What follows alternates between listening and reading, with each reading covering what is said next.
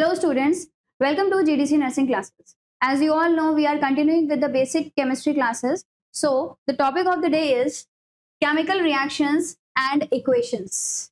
The most basic, or we can say the first step of chemistry. अगर हमें chemistry सीखनी है, chemistry समझनी है, तो हम जब क्लास 10th में आते हैं तो हमारा सबसे बेसिक टॉपिक यही होता है जो आगे बढ़ता चला जाता है और अलग अलग चैप्टर्स में डिवाइड हो जाता है। तो अगर फिजिकल चेंज हो रहा है या केमिकल चेंज हो रहा है, फिजिकल चेंज का मतलब अगर मैंने एक चौक ली, उसको तोड़ दिया, वो क्या हो जाएगा? Physical change. अगर कोई भी चीज का शेप साइज आप चेंज कर रहे हो और उसमें कोई भी नई चीज नहीं बन रही है तो उसको हम बोलते हैं फिजिकल चेंज। और अगर ऐसे ही हम किसी भी चीज का केमिकल जो फॉर्मूला है कह सकते हैं, या फिर जो भी उसका केमिकल कॉम्पोजिशन है, अगर उसे चेंज कर रहे हैं तब वो एक केमिकल चेंज कहलाता है और तब बनती है उसकी रिएक्शन, और तब हम उसे चेंज करके उसको सिंबल्स के फॉर्म में लाते हैं, फिर उसे बैलेंस करते हैं, and then we have our chemical equation.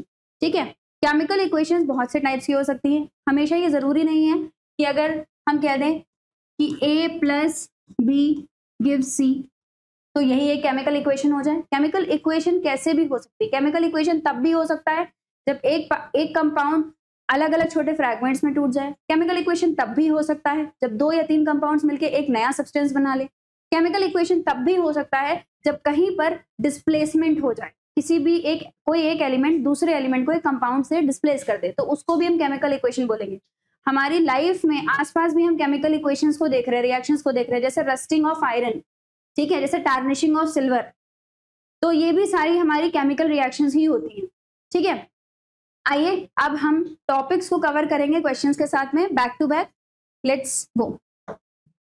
Which of the following is a combination reaction? अगर हम बात करें कॉम्बिनेशन रिएक्शन की तो वो क्या होती है? कॉम्बिनेशन मतलब कंबाइन करना। A + B gives AB,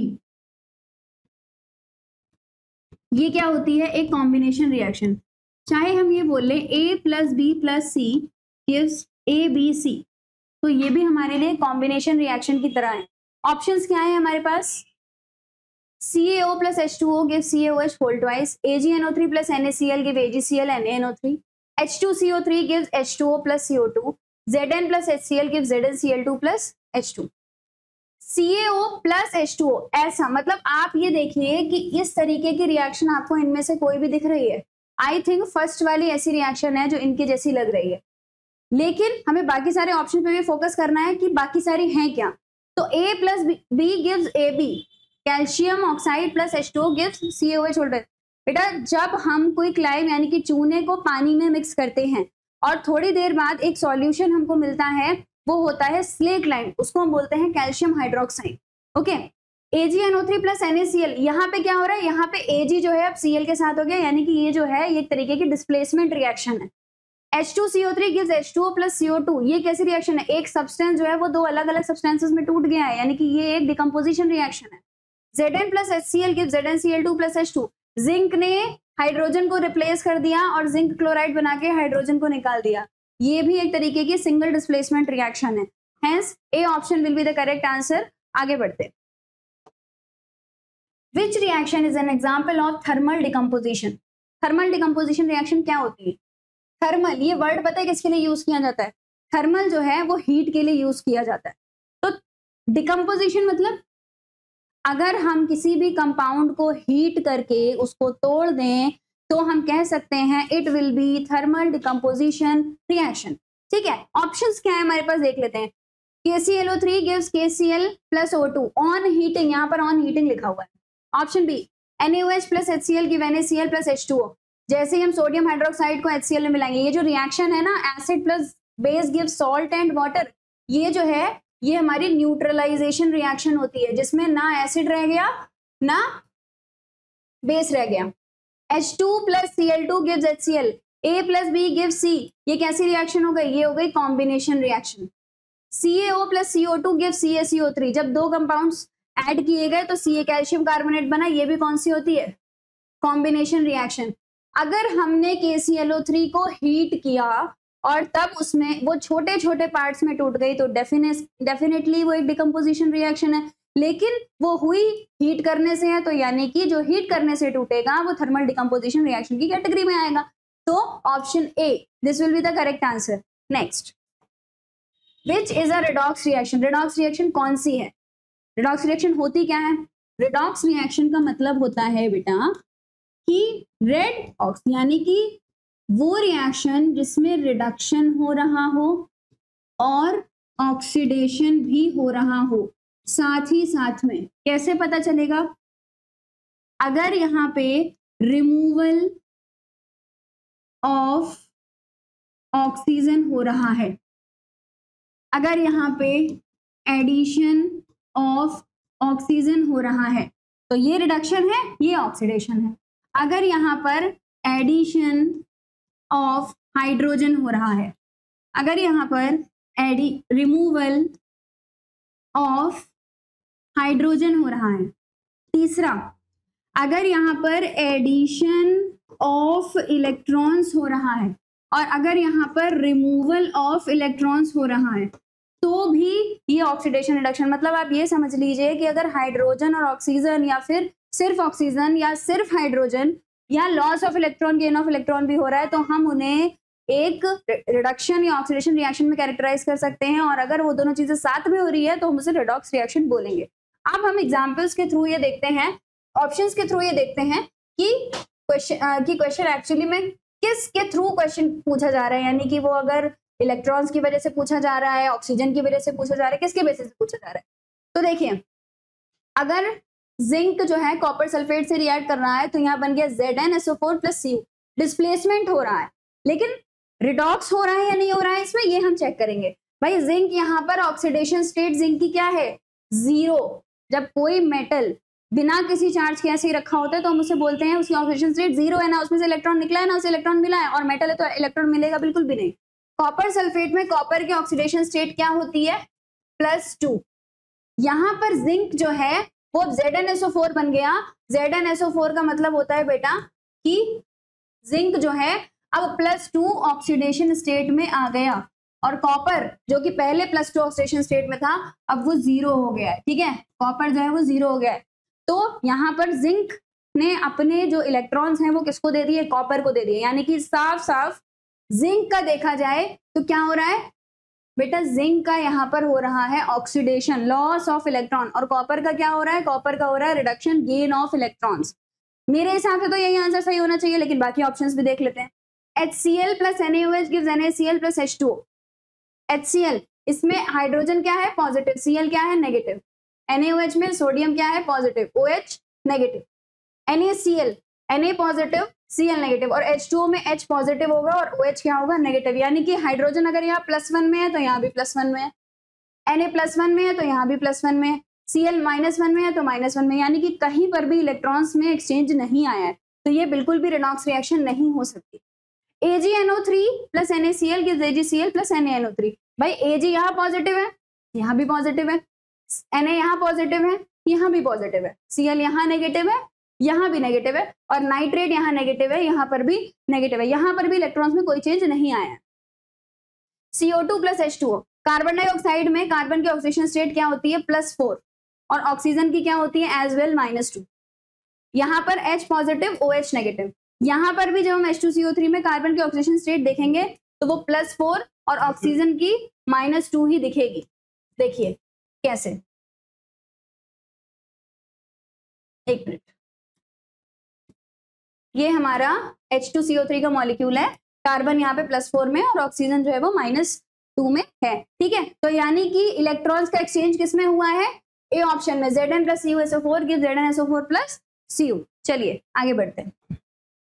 Which reaction shows displacement? Displacement reaction क्या होती है? अगर कोई हाईली रिएक्टिव मेटल आए और किसी लो रिएक्टिव मेटल को अपनी उसकी जगह से हटा के कंपाउंड में खुद बैठ जाए और कलर भी अपना दिखा दे, मतलब जहां गए वहां बैठ तो गए और साथ में अपना रंग भी दिखा दिया, तो हम उसको कहते हैं कि yes it can be displacement and as well single displacement reaction. क्योंकि जब हम डिस्प्लेसमेंट रिएक्शन बोलते हैं तो हम उसको सिंगल डिस्प्लेसमेंट रिएक्शन में कैरेक्टराइज करते हैं। तो भाई ए जो था वो बहुत ज्यादा ताकतवर था, वो यहाँ बी और सी के कंपाउंड में घुसा और उसने तुरंत बी को बाहर कर दिया और खुद एक सी के साथ कंपाउंड बना लिया और बी को बेचारे को बाहर कर दिया। बी अपना कलर लेके बाहर, भाई जो जैसा है वो उसके कलर के साथ ही रहेगा, और AC जो है वो हमारा उसी के कलर के अकॉर्डिंग होगा जो एक्चुअली में मेटल का कलर होता है। ठीक है, अब देखते हैं Fe plus CuSO4, FeSO4 plus Cu। Iron जो है जब कॉपर सल्फेट के पास गया तो क्योंकि कॉपर जो है वो बहुत वीक है आयरन से, तो उसने क्या किया, कॉपर को डिस्प्लेस कर दिया, बाहर जाओ, और खुद FeSO4 बन गया। सबसे पहले CuSO4 जो है बेटा वो ब्लू कलर का होता है। ठीक है, ब्लू कलर का सॉल्यूशन होता है बहुत अच्छा सा। आयरन की नेल जैसे ही उसमें रखी जाती है, आयरन की नेल मतलब एक कील रखी जाती है, थोड़ी देर बाद सॉल्यूशन जो है वो ग्रीनिश कलर का हो जाता है, और कॉपर मतलब जो आयरन नेल है उसके ऊपर एक ब्राउन कलर की लेयर जम जाती है, वो कॉपर की होती है, यानी कि आयरन ने कॉपर को डिस्प्लेस कर दिया। तो ये हमारी डिस्प्लेसमेंट रिएक्शन हो सकती है। HCl plus NaOH gives NaCl plus H2O. HCl, acid plus base gives salt plus water. This reaction is called neutralization reaction. NH3 plus HCl give NH4Cl. A plus B gives C. Combination reaction बहुत आसानी से देख सकते हैं। Na2SO4 plus BaCl2 give BaSO4 plus NaCl. देखो यहाँ पे ions का एक्सचेंज हुआ है, तो ये रिएक्शन डिस्प्लेसमेंट है, लेकिन it is a double displacement reaction. ठीक है, अगर हम डिस्प्लेसमेंट बोल रहे हैं तो हमेशा हम सिंगल डिस्प्लेसमेंट रिएक्शन बोलेंगे, तो यानी कि option A will be the correct answer, जो कि डिस्प्लेसमेंट दिखा रहा है। ठीक है, आगे बढ़ते हैं। Which is a neutralisation reaction. अभी न्यूट्रलाइजेशन रिएक्शन के बारे में हमने आपको बताया कि acid plus base give salt and water. ये होती है न्यूट्रलाइजेशन रिएक्शन, जो मतलब एसिड और बेस दोनों को अगर हम मिक्स करें, स्ट्रॉन्ग एसिड स्ट्रॉन्ग बेस को, तो एक सॉल्ट और वाटर बन गया। अब ना एसिड रह गया ना बेस रह गया। तो आगे देख लेते हैं। HCl क्या है, एसिड। NaOH क्या है, बेस। NaCl क्या है, सॉल्ट। H2O क्या है, वाटर। यही ऑप्शन होना चाहिए। आगे बढ़ते हैं। Zinc plus H2SO4 give ZnSO4 plus hydrogen. भाई जिंक एक मेटल है, हाइड्रोजन को अलग हटाया, खुद चला गया, यानी कि ये एक डिस्प्लेसमेंट रिएक्शन है। CH4 plus O2 give CO2 plus H2O। अगर हम मीथेन को जलाते हैं तो बहुत सारी कार्बन डाइऑक्साइड और वाटर प्रोड्यूस होता है। It is a sort of combustion reaction. ठीक है, और साथ में इसको हम कॉम्बिनेशन रिएक्शन भी बोलते हैं। Fe plus CuSO4 gives FeSO4 plus Cu। ये हमने अभी अभी पढ़ा है कि it is a displacement reaction, hence A will be the correct answer. HCl plus NaOH gives NaCl plus H2O. Rusting of iron is a rusting of iron। अभी हमने बिल्कुल जब क्लास स्टार्ट करी थी तभी मैंने आपको बोला था रस्टिंग ऑफ आयरन। भाई देखो, अगर हमने कोई भी लोहे की चीज एज इट इज रख दी, मतलब लोहे पे पेंट भी नहीं किया, उसे ऐसे ही रख दिया, बारिश हो गई, ऑक्सीजन है ही एटमॉस्फेयर में, तो क्या होगा, तो आयरन जो है वो ऑक्सीजन और वाटर के साथ मिलके एक बहुत ही बढ़िया सी लेयर बना लेता है ब्राउन कलर की, जिसको हम बोलते हैं iron oxide, iron third oxide या फेरिक ऑक्साइड। ठीक है, इसको हम कहते हैं डॉट एक्स H2O, मतलब H2O इन द सेंस कि जो भी वाटर के मॉलिक्यूल्स वो एब्जॉर्ब करता जाएगा उतना यहाँ पर H2O ऐड होता जाएगा। अगर हम यहाँ पे X लिख दें, इट कैन बी 1 2 3 4 व्हाटएवर। ठीक है, तो ये होती है रस्टिंग ऑफ आयरन, जब आयरन में जंग लग जाती है।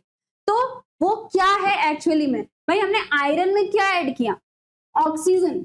आयरन को जब तक खुले में नहीं रखेंगे तो उसे ऑक्सीजन नहीं मिलेगी, तब तक रस्टिंग नहीं हो रही है। तो यानी कि ऑक्सीडेशन हो रहा है, reduction, oxidation, displacement, combination. Reduction तो बिल्कुल भी नहीं हो रहा है, हाइड्रोजन नहीं ऐड हो रही। Oxidation, rusting of iron is an example of oxidation reaction. Displacement बिल्कुल भी नहीं हो रहा है, एडिशन टाइप का है।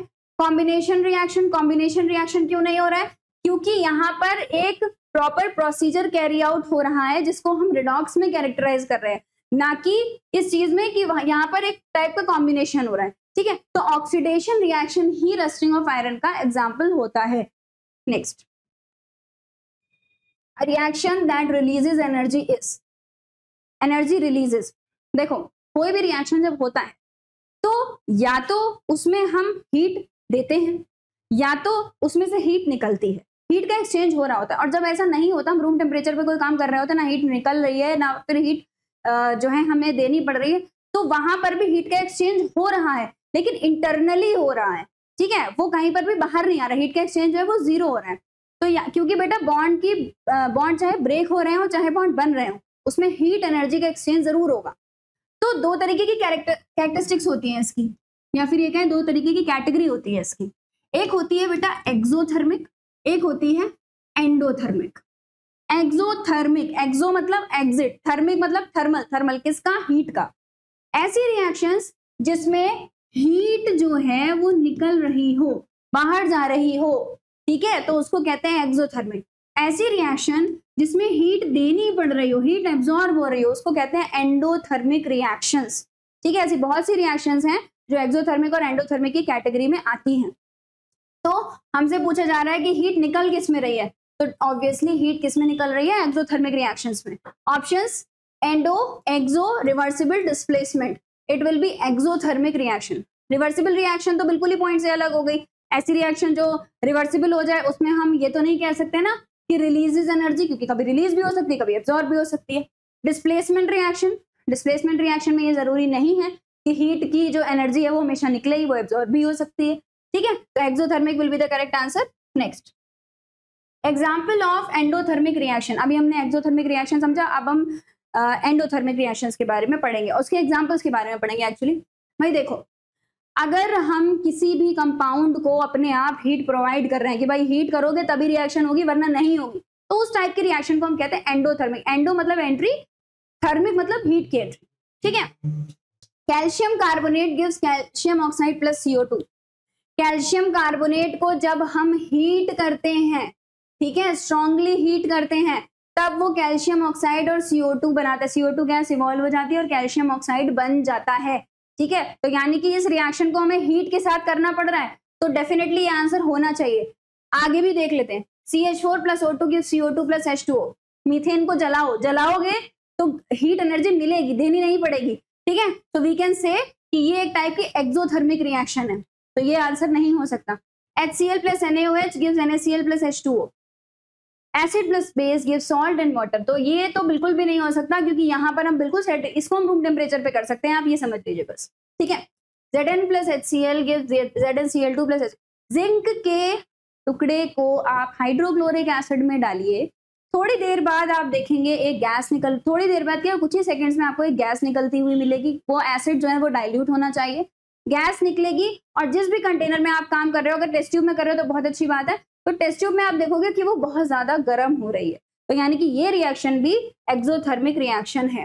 Hence calcium carbonate gives calcium oxide plus carbon dioxide will be the example of endothermic reaction. Okay, next, reaction rate increases with decrease in temperature, presence of catalyst, decrease in pressure, increase in volume। Reaction का rate कैसे increase कर रहा है, ये तो depend करता है reaction पे कि वो रिएक्शन हो किस मीडियम में रही है। कहीं ऐसा तो नहीं है कि वो ठंडे में हो कैरी हो पाएगी, कहीं ऐसा तो नहीं है वो गर्म पे हो पाएगी, कहीं ऐसा तो नहीं है प्रेशर ज्यादा लगाना पड़ेगा कम लगाना पड़ेगा। तो हम इसे कैरेक्टराइज नहीं कर सकते कि कोई भी रिएक्शन टेम्परेचर इंक्रीज करने से या डिक्रीज करने से ही बढ़ेगी। ठीक है, तो हमारे पास ऑप्शंस में क्या है, टेम्परेचर, इस पॉइंट को कट कर दीजिए। प्रेजेंस ऑफ कैटलिस्ट, कैटलिस्ट ये क्या होता है, कैटलिस्ट एक वो सब्सटेंस है जो रिएक्शन के अंदर जाएगा। ठीक है, एक ऐसा सब्सटेंस जो रिएक्शन में जाएगा, रिएक्शन को फॉरवर्ड कराएगा और रिएक्शन के बाद वैसे का वैसा बाहर आ जाएगा। बात समझ रहे हैं आप लोग? ठीक है, तो ये कैटलिस्ट है, रिएक्शन को बढ़ाने में हेल्प करने वाला। तो हमें तो रेट ही बढ़ाना है ना रिएक्शन का, तो ये जो है हमारा करेक्ट आंसर हो सकता है। प्रेशर और वॉल्यूम को हम ऐसे सर्टिफाई नहीं कर सकते भाई, प्रेशर तो तभी काम करेगा जब गैसेस होंगी, और वॉल्यूम हम कब वॉल्यूम बढ़ानी है और घटानी है वो रिएक्शन पे डिपेंड करेगा। ठीक है, तो B will be the correct answer. Next, black coating on silver is due to, silver, चांदी की चीजें पहनो थोड़े दिन बाद वो काली हो जाती है, क्यों हो जाती है भाई? देखो ऐसा है, सिल्वर जो है वो एटमॉस्फेयर में एक H2S हाइड्रोजन सल्फाइड प्रेजेंट है भैया, हमारे एटमॉस्फेयर में बहुत सारी गैसेस प्रेजेंट है, उसमें से एक H2S। जैसे ही ये उससे रिएक्ट करती है, ये एक सिल्वर सल्फाइड की लेयर चांदी के ऊपर ब्लैक कलर की बना देती है और हाइड्रोजन गैस जो है वो इवॉल्व हो जाती है। तभी चांदी जो है वो ब्लैक हो जाती है। जब उसको बहुत ही शार्प, किसी मतलब शार्प या कह सकते हैं किसी रफ सरफेस से घिसेंगे तो वो साफ भी हो जाती है। तो ये जो सब्सटेंस है it is Ag2S। Formation of AgCl no, formation of Ag2S yes, formation of AgNO3, formation of Ag2O। तो correct option will be B, formation of Ag2S। Next, what type of reaction is respiration? Respiration क्या? सांस लेना। ये कैसी reaction है भाई? देखो chemical reaction आपको आपके आसपास के एनवायरनमेंट के साथ अपनी बॉडी में भी देखने को मिलती है। तो रेस्पिरेशन कैसी रिएक्शन है भाई? हमने जो है वो ग्लूकोज लिया, ग्लूकोज कैसे लिया? हमने शुगर लिया, C12H22O11 शुगर लिया, वो हमारी बॉडी में क्या ग्लूकोज और फ्रक्टोज में टूट गया। कैसे? पानी के प्रेजेंस में टूट गया, ठीक है, तो ग्लूकोज आ गया। अब ग्लूकोज ने किससे रिएक्शन करी? ऑक्सीजन से। क्यों? ऑक्सीजन ही तो हमने इनहेल करी थी, ठीक है। जैसे ही ग्लूकोज ने ऑक्सीजन से रिएक्शन करी, बना दिया कार्बन डाइऑक्साइड और वाटर। बात समझ में आ रही है? यानी कि हमने ऑक्सीजन इनहेल करी थी और हमने कार्बन डाइऑक्साइड बाहर करी है। ये बात जो हम अभी तक सुनते आ रहे हैं वो हमें रिएक्शंस में भी मिल गई है। लेकिन ये रिएक्शन होती कैसी है? ऑप्शंस क्या है हमारे पास? Exothermic, endothermic, photochemical, neutralisation. बेटा एक्सोथर्मिक रिएक्शन जो है वो रिलीज ऑफ हीट एनर्जी होती है। जैसे ही हम ऑक्सीजन को इनहेल करते हैं और कार्बन डाइऑक्साइड को एक्सहेल करते हैं, हम बहुत सारी एनर्जी भी उसके साथ एक्सहेल करते हैं, क्योंकि ग्लूकोज जो है वो छोटे छोटे फ्रैगमेंट्स में टूट रहा है, कार्बन डाइऑक्साइड और H2O में टूट रहा है, तो वो एक एक्सोथर्मिक रिएक्शन है। So we can say that A will be the correct answer. साथ में ऑप्शंस क्या है? एंडोथर्मिक, एंडोथर्मिक नहीं, हीट की जरूरत नहीं पड़ती है, हीट निकलती है। फोटोकेमिकल, फोटोकेमिकल का मतलब होता है सनलाइट, मतलब ऐसी रिएक्शन जो सनलाइट की प्रेजेंस में हो रही हो। तो सनलाइट की प्रेजेंस में फिलहाल ये तो नहीं हो रहा है। हाँ, सनलाइट की प्रेजेंस में हम ये जरूर कह सकते हैं कि बाकी चीजें, मतलब जो प्लांट्स हैं वो अगर रिएक्शन कर रहे हैं तो वो सनलाइट की प्रेजेंस में कर रहे हैं, लेकिन हम सनलाइट की प्रेजेंस में नहीं कर रहे। Neutralisation, acid plus base give salt and water. तो ए ऑप्शन हमारा करेक्ट आंसर है। आगे बढ़ते हैं। Which of these is a photochemical reaction? अभी पीछे पड़ा फोटोकेमिकल रिएक्शन क्या होता है। अगर कोई रिएक्शन मान लो कुछ भी है, ए है, उस पर सनलाइट डाल दी, ठीक है, और वो टूट गया फ्रैगमेंट्स में, X प्लस वाई में टूट गया मान लो, या मैं आपको और अच्छे से समझाऊं तो ए बी है, वो ए और बी में अलग अलग टूट गया सनलाइट डालने की वजह से, तो हम उसको कहते हैं कि वो फोटोकेमिकल है। फोटोकेमिकल क्यों कहते हैं? क्योंकि ये जो फोटो वर्ड है ये आया है फोटोन से। फोटोन सनलाइट का एक जो पार्टिकल होता है ना, उसको हम फोटोन कहते हैं, ठीक है। केमिकल मतलब जो फोटोन केमिकल प्रोसेस कर रहा है, तो फोटोकेमिकल रिएक्शन हो गया। क्या होती है? Photosynthesis, rusting, combustion, neutralisation.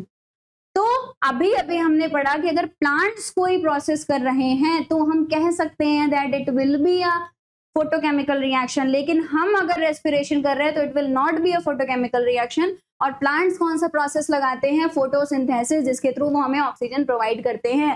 Hence again A will be the correct answer, जिसमें जो प्लांट्स हैं वो एक फोटोकेमिकल रिएक्शन कर रहे हैं, सनलाइट की प्रेजेंस में ही वो ऑक्सीजन को बनाते हैं हमारे लिए, वरना वो नहीं बना सकते, ठीक है। चलो next is in a chemical equation this sign indicates. ये जो साइन है ये क्या इंडिकेट कर रहा है, ये क्या बता रहा है केमिकल इक्वेशन में?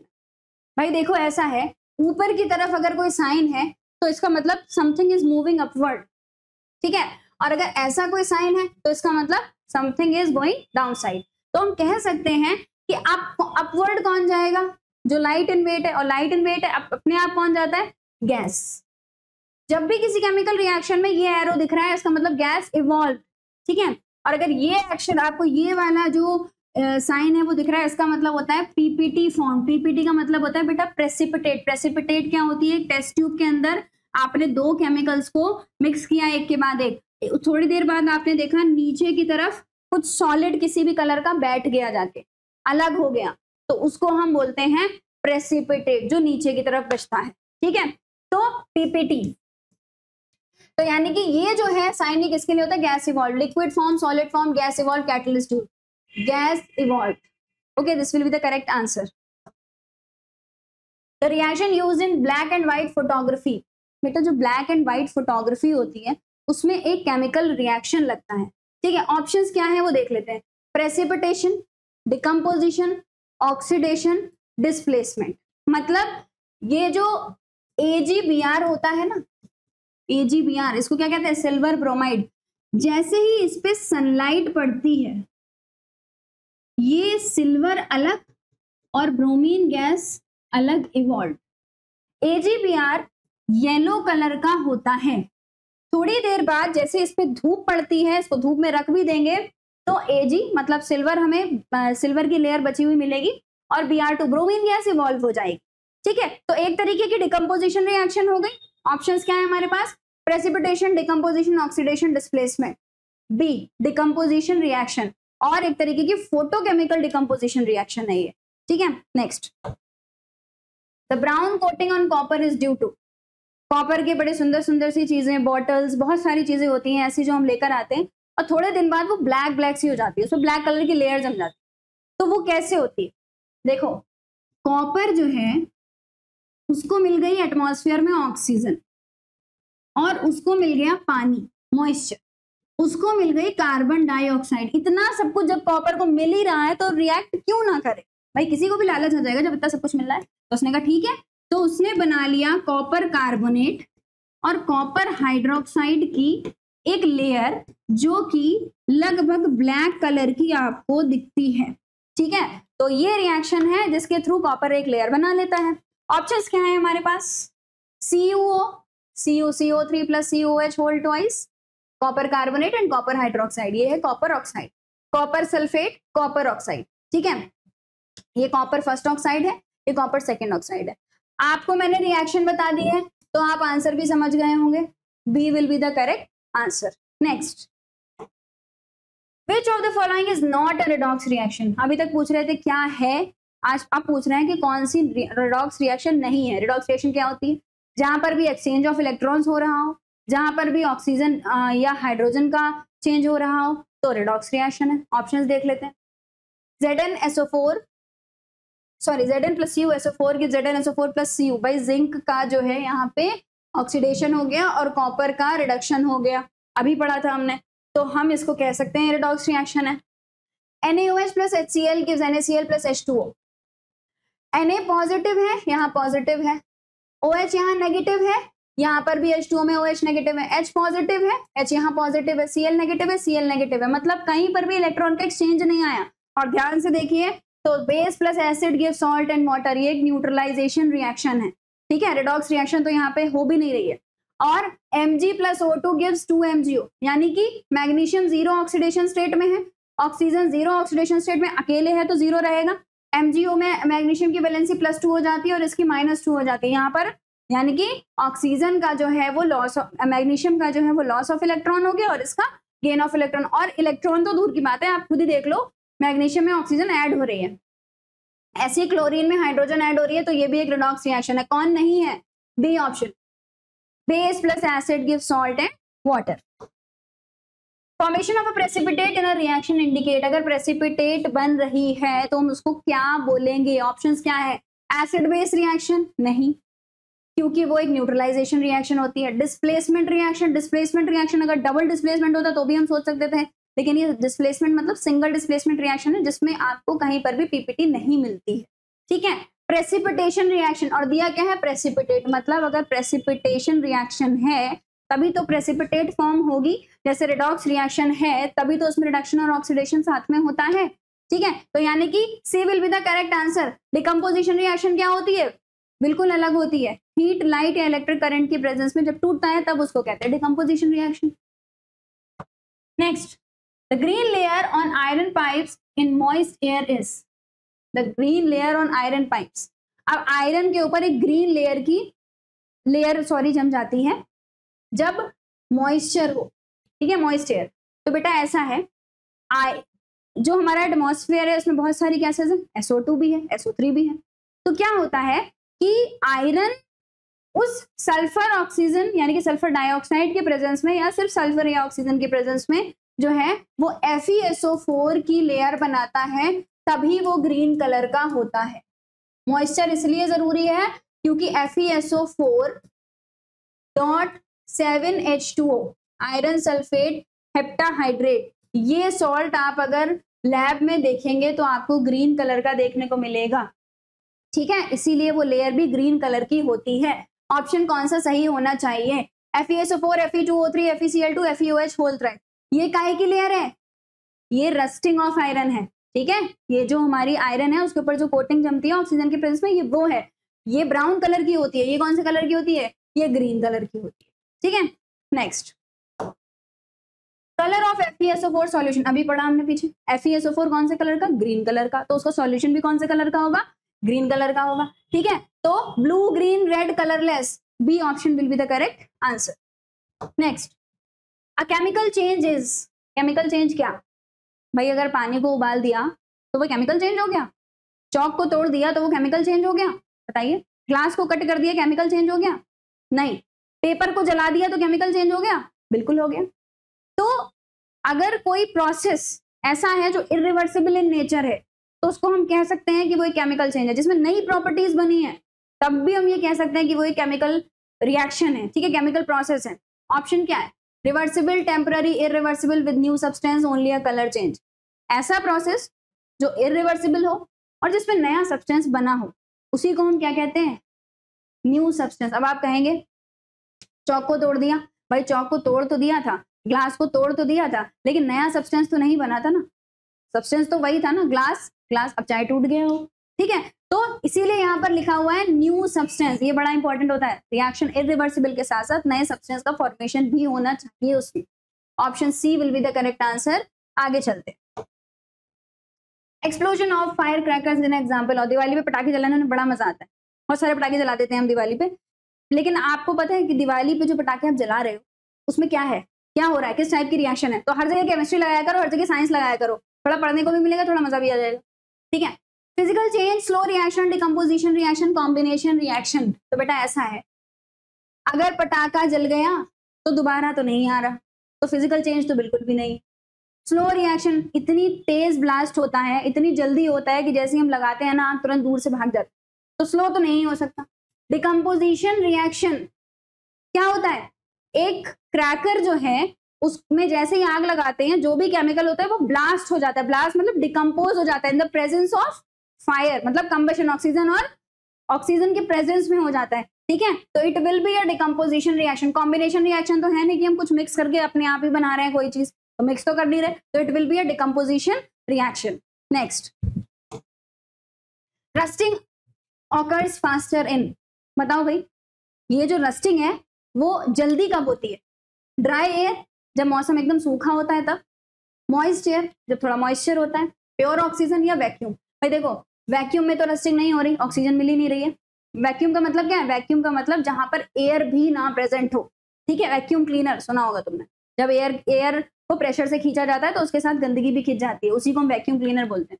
प्योर ऑक्सीजन, जरूरी नहीं है ऑक्सीजन का प्योर होना, O2 है एटमॉस्फेयर में तो ठीक है वो प्योर है, O2 इज प्योर, तो जैसे ही हमने वो इनहेल करी तो ऑक्सीजन के मॉलिक्यूल्स ही हैं बेसिकली, तो रस्टिंग में भी वही यूज हो रहे हैं। मॉइस्चर, जहां पे मॉइस्चर प्रेजेंट है वहां पे रस्टिंग सबसे जल्दी होती है, ठीक है। Which of the following is a double displacement reaction? Double displacement, अभी इतनी देर से हम डिस्प्लेसमेंट डिस्प्लेसमेंट डिस्प्लेसमेंट पढ़ रहे थे, डबल डिस्प्लेसमेंट क्या है भाई, अगर ए बी के साथ सी और डी आराम से बैठे हुए थे, लेकिन ए बी सी डी अलग अलग बैठे थे, हमने मिक्स कर दिए, तो ए को मजा आ गया कि वो डी के साथ चला जाए और सी को मजा आ गया कि वो बी के साथ चला जाए, तो हम कह सकते हैं A D plus B C. तो ऐसा हो जाता है जब चेंज हो जाता है कैटायंस के बीच में, और जब ये चेंज होता है तो एक ना एक पीपीटी जरूर बनती है, ठीक है, एक ना एक पीपीटी जरूर बनती है। तो जब पीपीटी बनती है तभी तो सब्सटेंसेस अलग अलग दिखाई देते हैं, तो इसको हम डबल डिस्प्लेसमेंट रिएक्शन कहते हैं कि मतलब ए अगर जा रहा है सी को हटाने तो सी भी दम रखता है कि हाँ वो बी के पास जाके अपना बॉन्ड बना ले, ठीक है। तो Zn प्लस HCl, भाई हाइड्रोजन तो यहाँ अकेला हो गया, जिंक ने हाइड्रोजन को अकेला कर दिया, तो ये तो नहीं हो सकती double displacement. AgNO3 plus NaCl give AgCl plus NaNO3। Ag जो है वो अब Cl के साथ है, Na जो है वो अब NO3 के साथ है। This will be a sort of double displacement reaction. C plus O2 give CO2, बेटा C प्लस O2 ये कॉम्बिनेशन रिएक्शन है। H2 plus Cl2 give HCl, it is also a combination reaction. यहाँ पर एक नए सब्सटेंस का formation जो है वो कॉम्बिनेशन से हो रहा है, तो बी ऑप्शन मतलब बी जो है ये करेक्ट है, क्योंकि यहाँ पे डबल डिस्प्लेसमेंट रिएक्शन हो रही है। 25th question, catalyst are used to, catalyst कब यूज होते हैं। मैंने आपसे क्या कहा था, मैंने कहा ये एक ऐसा सब्सटेंस है जो जाता है केमिकल रिएक्शन के रेट को बढ़ाता है और खुद रिएक्शन के एंड में एकदम साफ सुथरा बच के वापस आ जाता है, ये है कैटलिस्ट। ऑप्शन क्या है, slow down reaction, increase product weight, speed up reaction, change product. जब भी हमें रिएक्शन के स्पीड को बढ़ाना होता है, रेट ऑफ रिएक्शन को बढ़ाना होता है, तो हम कैटलिस्ट ऐड करते हैं। क्यों? क्योंकि वहां पर कैटलिस्ट कैसे भी काम कर सकता है। जैसे मान लो सरफेस एरिया बढ़ा सकता है, वो कह रहे हैं कि चलो हम सरफेस एरिया दे रहे हैं, हमारे ऊपर से रिएक्ट करके निकल जाओ, समझ रहे हो, और एट द एंड वो वैसा का वैसा ही। तो स्पीड अप रिएक्शन, रिएक्शन की स्पीड बढ़ाने के लिए कैटलिस्ट का यूज किया जाता है। समझ में आया आप लोगों को? तो यहाँ पर आज हमने अपने 25 क्वेश्चन सॉल्व किए, और इन्हें सॉल्व करने के बाद आप लोगों को डेली लाइफ में हो रहे प्रोसेस से भी जुड़ने का मौका मिलेगा। ठीक है, अगर आप एक बार रिएक्शंस को सही से पढ़ेंगे और उसको अपनी लाइफ से रिलेट करने की कोशिश करेंगे, तो आपके लिए बहुत ही ज्यादा सिंपल हो जाएंगी ये सारी चीजें, सारे कलर्स और सारे प्रोसेसेस आपके लिए बहुत ईजी हो जाएंगे। और अगर आपको ये लेक्चर हेल्पफुल लगा है तो इस वीडियो को शेयर करिए, हमारे चैनल को सब्सक्राइब करिए और वीडियो को बिल्कुल लाइक करिए। मिलते रहेंगे अब अगले वीडियो के साथ। Thank you.